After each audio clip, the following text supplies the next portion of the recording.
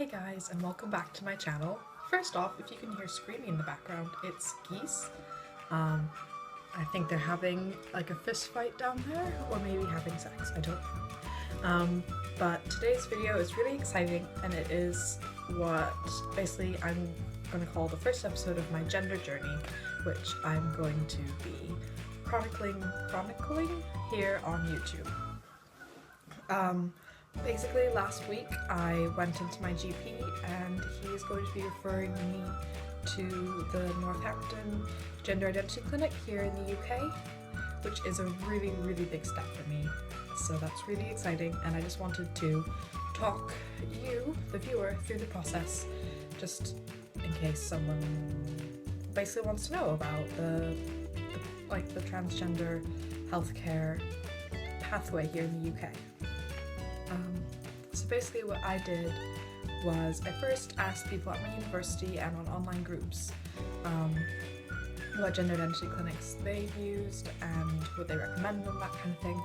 I was going to use the one in Leeds because that's relatively close to me, but I found out that it is a 4-year waiting period, which is devastating because I mean, if it wasn't a 4-year period, it would be ideal for me. But obviously, because of short staff and NHS budgeting, the waiting time is 4 years. Not even to like get on hormones or get surgery or other things that transgender people want. It's just 4 years between your GP referring you and being seen for the first time. And that was basically unacceptable for me. So what I did is I compiled a list of all the gender identity clinics in the UK which I could reasonably access, and I got the information from a really amazing document which I will link below. Basically I got all their phone numbers and I called them up personally, which was terrifying for me as someone with social anxiety who hates talking on the phone. And I talked to the receptionist at like 5 or 6 different gender identity clinics, asking outright what is your waiting time. The one at Leeds, they were very truthful and said it's 4 years right now between your GP referring you and being your initial appointment. So I immediately wrote that off like for the final time, like I'm definitely pursuing these. And I ended up deciding on the Northampton Gender Identity Clinic because I called them up and they said that they were looking at around a 6-month waiting time, which still isn't ideal, but it's the best of all the ones that I contacted. I got things like 2 years, 4 years, we have no idea. Charing Cross in London just simply didn't pick up and hasn't answered my message, so that's really nice. So I decided on the Northampton one, and I looked up a few reviews online, and I came across a few reviews on Reddit where people said that they were actually able to be seen within like 2.5-3 months after their initial referral from their GP or general practitioner, in case someone doesn't know what that is. So that was amazing. Right now I'm not banking on 2 or 3 months. I'm keeping 6 months plus in my mind just for my mental health essentially, so I don't get all excited about, I don't know, my life magically changing in 3 months. And so what I did is I went onto their website, which I'll link below. I looked up all the information about them, and I learned that as a UK resident I can be referred to them as long as I refer to them through a GP or a psychiatrist or another health professional, and I decided to go to my GP on my university campus. And I can live anywhere in the UK, which is really good because the ones in Scotland I think you can only access if you actually live in Scotland, so those are out of the picture for me as I live in England. Sorry, I'm going like a mile a minute, but just because I'm really excited. I printed off the referral form, which again I will link below, and what I did was I took a separate piece of binder paper and I just answered all the questions which are on the referral form, which are things like your mental health history, major things that have happened in your family, whether you smoke, drink, do drugs, things like that, and just basic information like your gender assigned at birth, birth date, legal name, but preferred name. For me, I've legally changed my name, so Rowen, that's my name. And no, I'm not going to ever be talking about my birth name on this channel.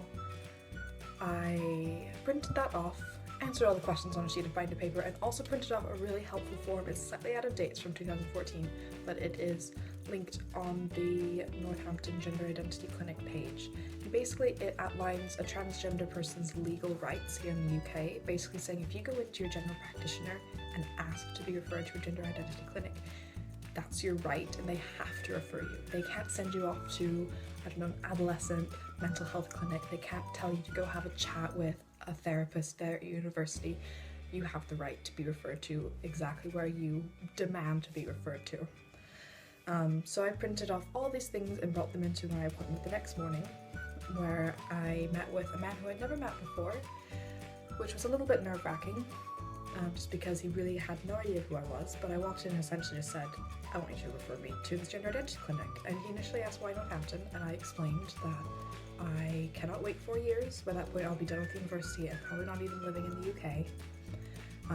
That I've done a lot of research, I know what I'm doing, and I want to be referred here. I'm really grateful that up front he told me that he has no experience with transgender healthcare, just so I know what to expect from him. And I basically put down all the information and all the documents he needs and basically said, refer me here.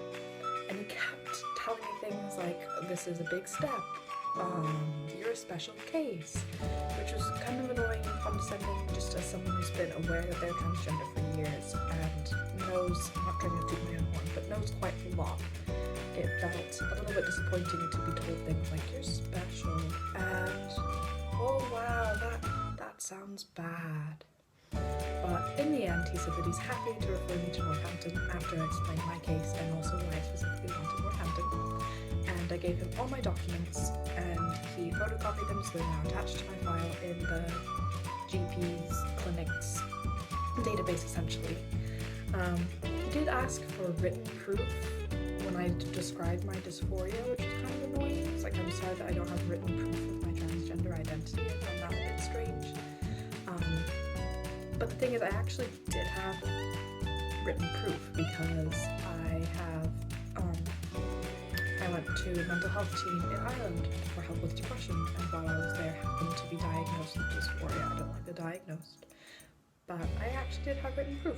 So basically, I recommend having as many resources as you can, knowing exactly what you're going to say, and going in there just laying it all down, basically saying, send me here, and showing that you know what you're talking about, you know what you're doing, and then that they have no reason not to send you where you want and are essentially demanding to be sent.